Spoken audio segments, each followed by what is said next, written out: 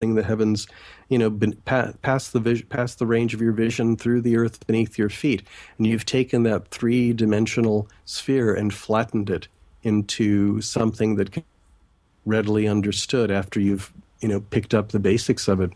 But let's take it one other level. You probably believe or have at least been exposed to the idea of each of us consist of many subtle bodies or sheaths, many layers of the aura, that there's more to us than just the physical.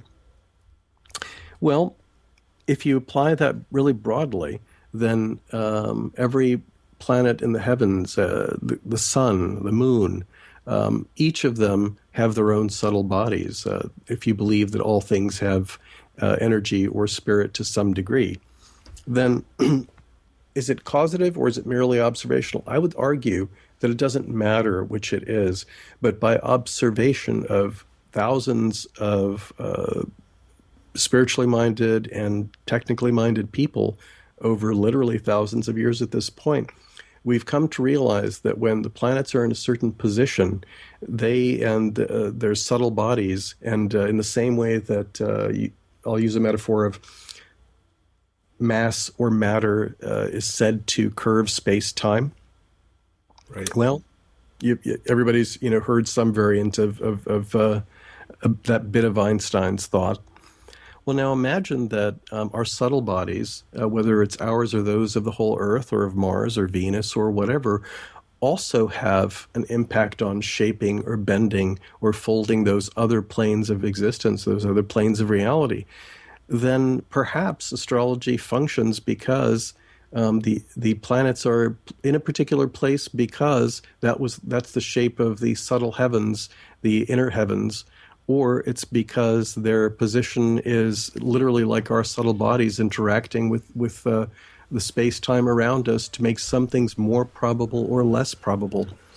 The bottom line is the chart is a way of creating a map of several of the unseen dimensions at once. And that's another way of looking at it. Yeah, I like that explanation. Now, if we were to sort of travel a ways away from the sort of rationalizations of Sure. how it works or why it works or why it works in a scientific universe or whatever you want to call it, Yep.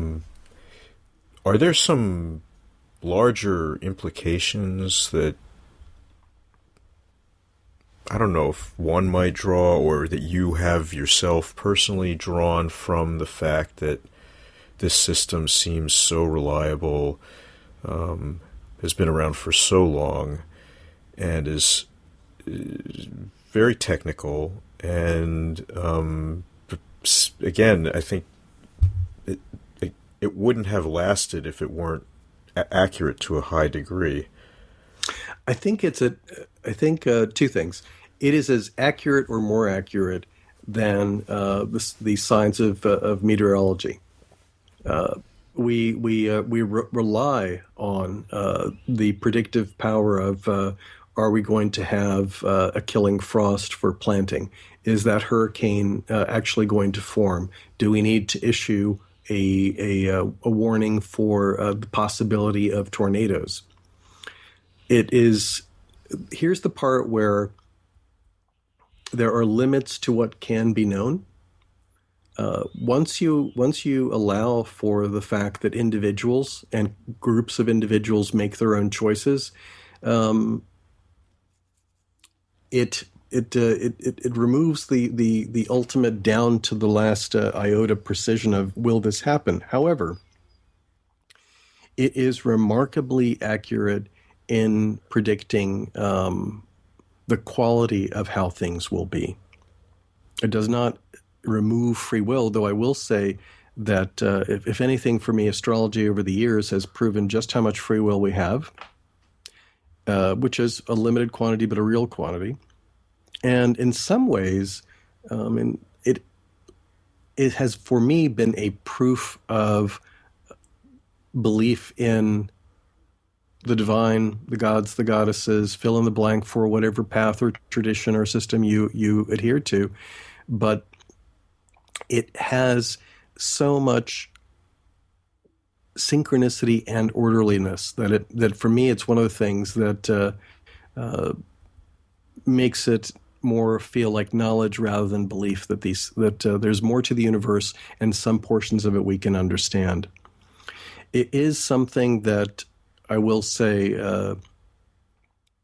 has been a life changer for me. I can recall on more than one occasion where I have used it to make very important life decisions, and in the long run, they tended to be very accurate in the sense of, yes, this is a big moment of change, and if you don't make good choices now, it will linger for a long time afterwards.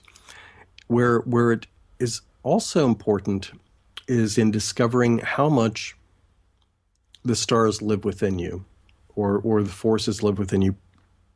Most of the people listening to this podcast have, whether or not they work with them, have encountered the idea of the four elements, and how we are both made of the four elements, and also we resonate to their existence outside of ourselves. And we can add all sorts of layers of sub-elements and meanings and whatever. And here, the descriptions for the categories of things that the planets are, or that the signs of the zodiac are within us as well. So in addition to it being something that we look outwards and see, hey, this is what's going on in the heavens, how does that shape the way that my life or my work is going to play out? But also it's a way of saying, I need to summon forth, I need to expand upon, or I need to mend this particular power or capability or style of function within myself. And when you can actually name something and its attributes, you then have a handle on calling it forth or summoning it within yourself. So another value to viewing the world in astrological terms is it gives you new words for qualities that are within you, and gives you glyphs and colors and symbols, ways to actually grapple with them so that you can awaken them and summon them within yourself. Yeah, this is really interesting. One of the things I think that comes across very strongly when I read your book and speaking with you is how much I feel there in Western esotericism generally. I feel like, and you've mentioned this already, there's this underemphasis on astrology, and I think as a result, there's an overemphasis on Kabbalah. And I understand the historic roots of this situation, from the Renaissance. Kabbalah was seen as the ultimate, and astrology by the very same people was not as highly thought of, I would say. Yet, I can tangibly see and perceive, as I go through your book, the real foundation that it is for all Western magic.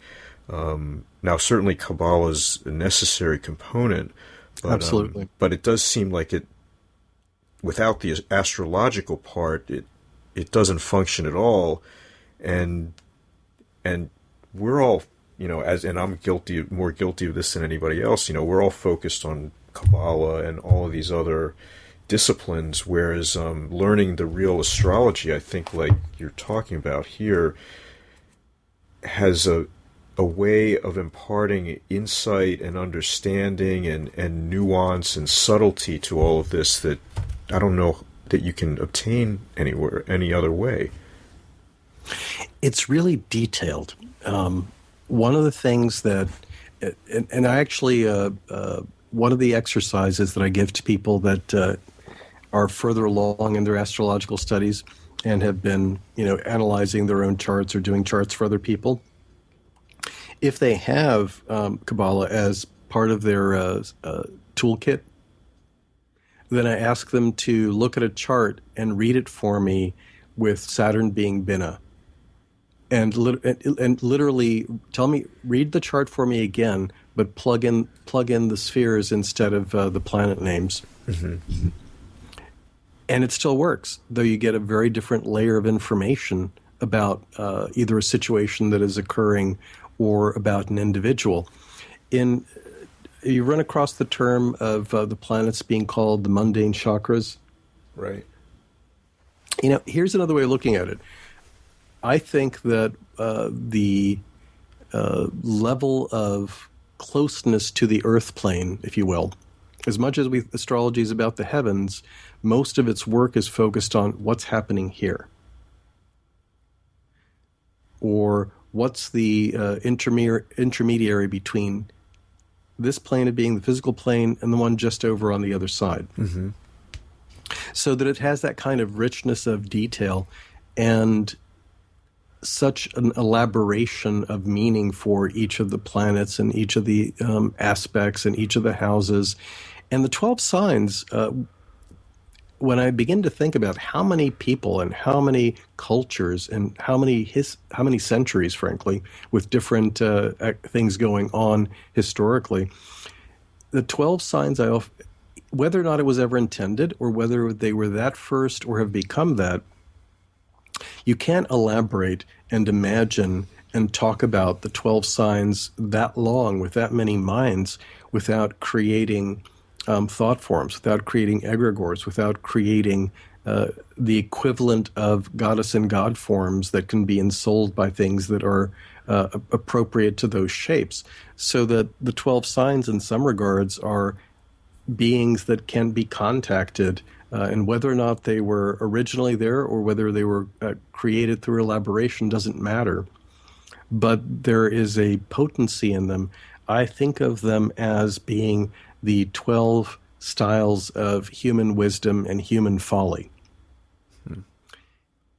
And working with them in that fashion, invocation or evocation, you get some really interesting results. Finding out how each of them exists within you, because we have all 12 signs. One of the things that makes me crazy when people begin to dismiss astrology without having much background in it is that they don't understand that what they've read in the newspaper or somewhere on some website is a ridiculously narrow slice of who they are. I mean, you may know your sun sign, but even the sun sign is broken up into thirds and down to the degree, and each of the planets represents a different portion of the person's psyche. And I think we're a living organic thing that is more than the sum of its parts. So you really need to look at a larger chunk of what's in a person or what's going on in a situation to even begin to make a guess at them. Yeah, it's so true. Again, I want to emphasize again, the book is really geared towards practicing magic. It really is. It really is. It really is. And if that's something that you're interested in, this is a really good book to get, because it's going to expand your knowledge of astrology exponentially and improve the, I think, quality of ritual and certainly the underlying thought that goes into it tremendously. So before we move on, I don't know, is there anything else about the book that you want to mention? It really is aimed for the person that is brand new to astrology, but I will say that if you already are conversant in astrology, the portions of it that are about applying it to either very simple magical or meditative techniques or complex ritual work, that part you're not going to get in too many other places. So it still has value even if you are already fluent in astrology, but it's, well, I think there's a value to it even if you already are an astrologer. Yeah, I mean, I recommend it very highly, and I think it speaks for itself, so I think if people have a chance to check it out, they would very much appreciate your work. So I'd like to move on and talk a little bit about one of your other major projects, the New Alexandrian Library. This is a really tremendous effort, and if folks don't know about this, they really should. Maybe you could explain what it is and how it got started. Well, it was announced as a project in May of 2000 at the